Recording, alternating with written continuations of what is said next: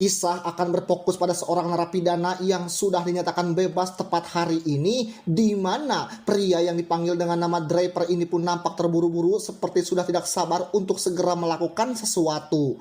Sesaat setelah keluar, si Draper pun langsung pergi menuju ke sebuah tempat mobil bekas, di mana dia nampak sudah mengetahui bahwa di situ ada sebuah mobil yang sudah disediakan beserta dengan sebuah foto dirinya bersama dengan saudaranya. Namun kita bisa melihat bahwa ada sebuah berkas-berkas dan juga foto seorang pria yang sepertinya adalah target yang ingin dia datangi.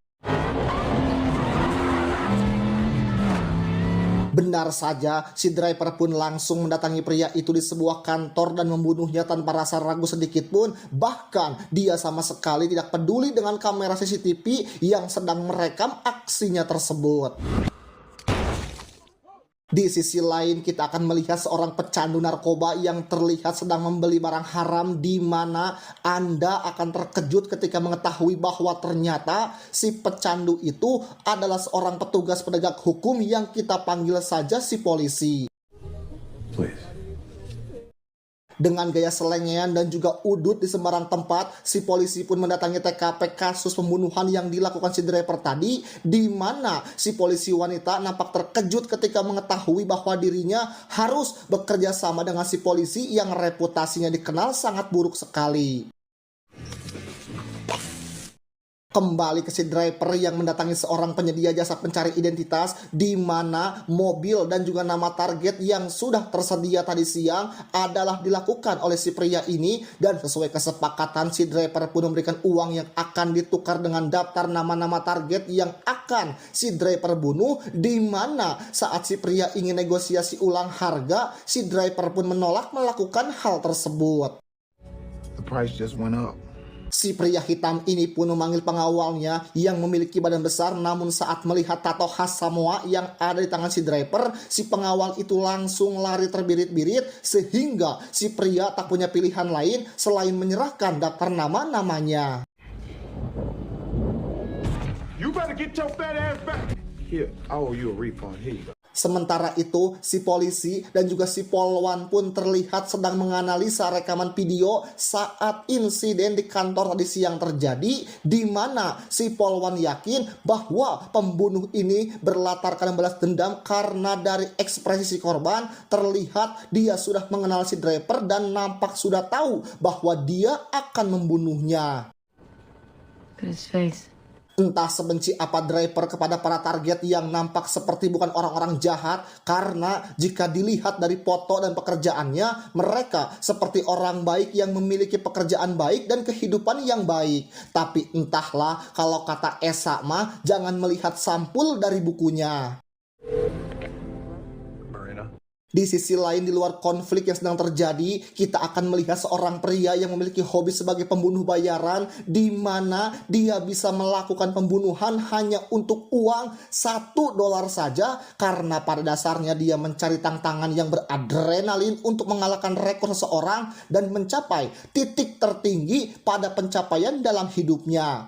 Tak lama dia pun mendapat telepon dari The Continental atau perusahaan yang menaungi para pembunuh bayaran seperti John Wick, dan bahwa ada seorang klien yang ingin menyewa jasanya untuk membunuh seorang target, yaitu si Draper, sahabat Jason Statham.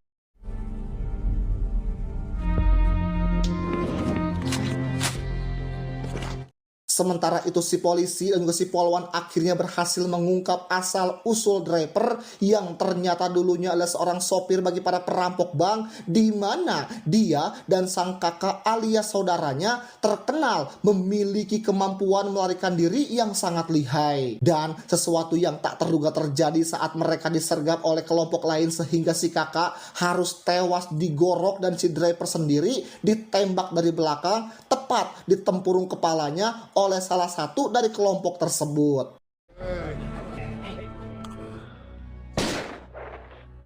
Dan sekarang semuanya menjadi masuk akal ketika si driver sangat ingin sekali membunuh mereka semua, karena dengan bangkitnya dia dari kematian, bukan bangkit sih, tapi lebih keberuntung karena pelurunya tembus pipi dan tidak mengenai bagian vital dari otaknya, sehingga untuk para pelaku, siap-siap saja kalian semua akan diburu dan akan menghadapi kematian cepat ataupun lambat.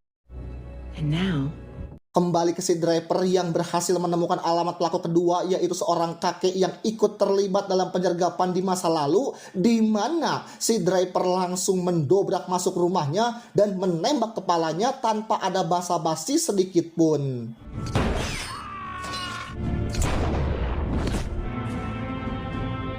Saat akan pergi, ternyata si pembunuh bayaran sudah ada di sana, di mana mereka terlibat adu tembak yang membuat si pembunuh bayaran kewalahan sampai-sampai tangannya gemetaran, yang mana hal itu baru sekali dia alami sepanjang karir pembunuhannya, sehingga ia semakin berambisi untuk mendapatkan si driver. Namun karena motivasinya berbeda, si driver pun berhasil lolos pada hari itu. incredible. Wonderful. Dan tanpa membuang waktu, si driver pun langsung menuju ke pelaku ketiga yang sekarang bekerja sebagai staf keamanan di sebuah klub malam, di mana saat driver menjalani pemeriksaan oleh seorang penjaga di situ, kita bisa melihat wajah dendam dan tatapan yang tak sabar untuk membunuh, di mana si driver masih ingat betul bahwa tangan pria itulah orang yang telah menggorok leher saudara laki-lakinya. Dengan sebuah tusukan penghancur es, si driver pun mendatanginya di toilet, kemudian menguncinya dari dalam, di mana si driver ini bisa dengan mudah menikamnya beberapa kali sampai si pelaku ketiga ngagoprak tak walakaya.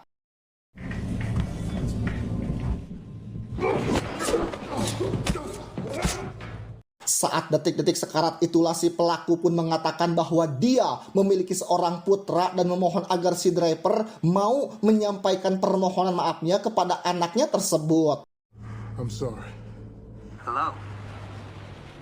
Di sisi lain, si pembunuh bayaran terlihat sangat bahagia karena baru saja menikah, di mana dia mengatakan kepada istrinya bahwa dia akan pensiun dari pekerjaan membunuhnya, tapi karena wajah dan kemampuan si driver terus membayanginya dan juga menghantui pikirannya, si pembunuh bayaran pun kembali panas dan nekat melakukan pembunuhan satu kali lagi hanya untuk bisa menyaingi dan juga membunuh si driver tersebut.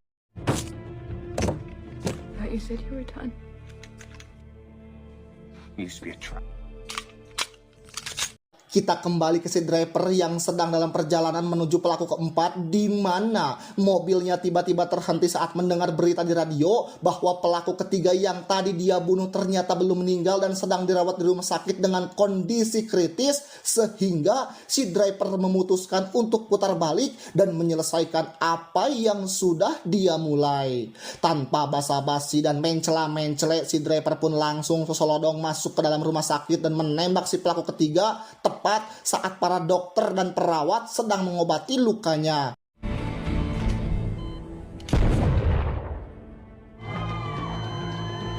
Si polisi yang kebetulan ada di sana pun langsung bergerak ketika mendengar suara tembakan, di mana dia mencoba mengejar si driver ke ruang bawah tanah, dan inilah yang terjadi.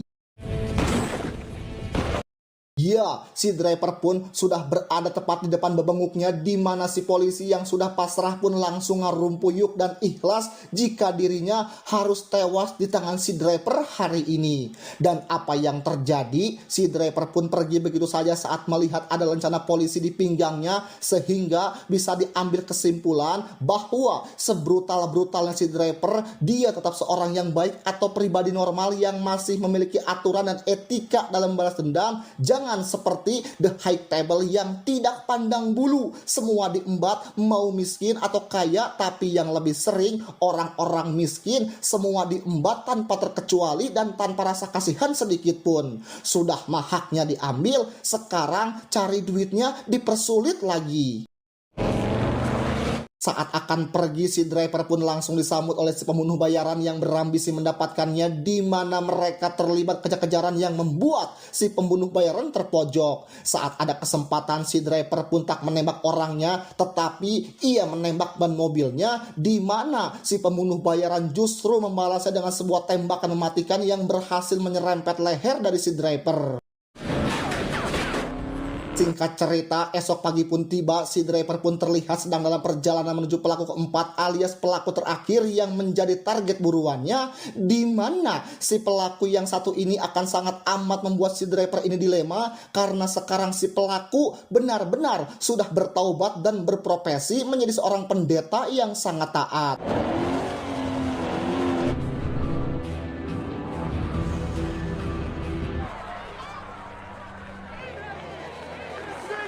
Selesai khotbah, si driver pun menemui si pelaku di belakang panggung, di mana saat anak dan juga istrinya masuk, ia pun meminta mereka untuk pulang duluan karena dirinya masih ada urusan dengan si driver. You going home now. Setelah berjalan keluar agak jauh dari tempat khotbah si pelaku atau yang sekarang menjadi bapak pendeta, terlihat ia ikhlas jika memang si driver mau membunuhnya dan jika memang itu yang terbaik dan membuat si driver menjadi merasa lebih baik. Beliau pun pasrah dan menyerahkannya semua kepada Tuhan. Dengan emosi yang meluap-luap dan jiwa yang dipenuhi dendam, ternyata tidak membuat si driver menutup hatinya karena ternyata masih ada sedikit hati nurani dalam dirinya, sehingga dia memutuskan untuk membiarkan si pelaku keempat hidup agar bisa memberikan hal positif kepada orang-orang banyak.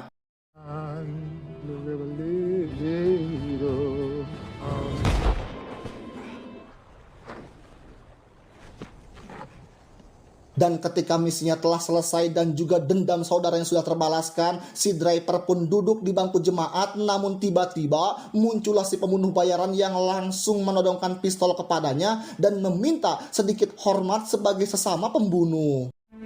What, you gonna reach for it?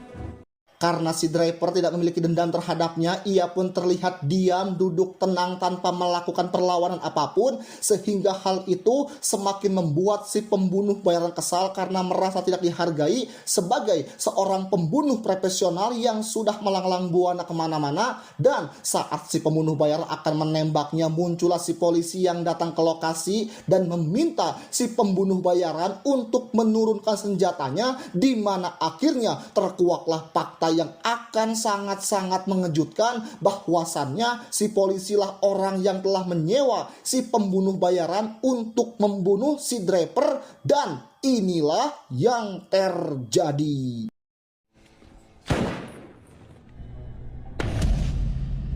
I had to finish what I started. Dan ya, si polisi pun menembak kepala si driver tepat di bekas luka tembaknya dulu, di mana kita akan diperlihatkan kilasan masa lalu yang menunjukkan bahwa si polisilah orang yang telah menembak kepalanya sekaligus otak dari penggerbekan dan juga pembunuhan atas saudara si driver ini. Di saat bersamaan, kita akan melihat si polwan yang sedang dalam perjalanan menuju ke TKP, di mana dia terkejut saat melihat berkas-berkas yang baru saja ia terima, karena di situ terdapat 5 pelaku termasuk si polisi, di mana keempat pelaku itu dulunya adalah para informan yang dikendalikan langsung oleh pihak kepolisian. We'll turn up. We've got units en route. Kembali ke si polisi yang sedang teleponan romantis dengan sang istri, di mana dia mengatakan bahwa dirinya akan segera pulang dan ingin segera melakukan olahraga berkeringat, dan inilah yang terjadi lagi. Dan ya, si driver ternyata masih hidup berkat plat besi yang digunakan untuk menyambungkan tengkorak kepalanya yang pecah akibat tembakan si polisi di masa lalu, sehingga maaf saja nih jika si polisi tidak jadi olahraga dengan istrinya karena si driver harus membunuhnya saat itu juga.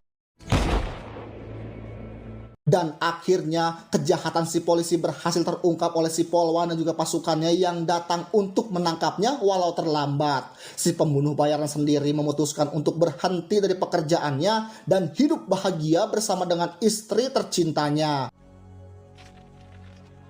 Untuk si driver sendiri, ia pun memutuskan mengendarai mobil klasiknya, di mana dia bermaksud untuk pergi ke Rio de Janeiro di Brazil untuk bertemu dengan Dominic Toretto. Tamat alur cerita film. This is Brazil.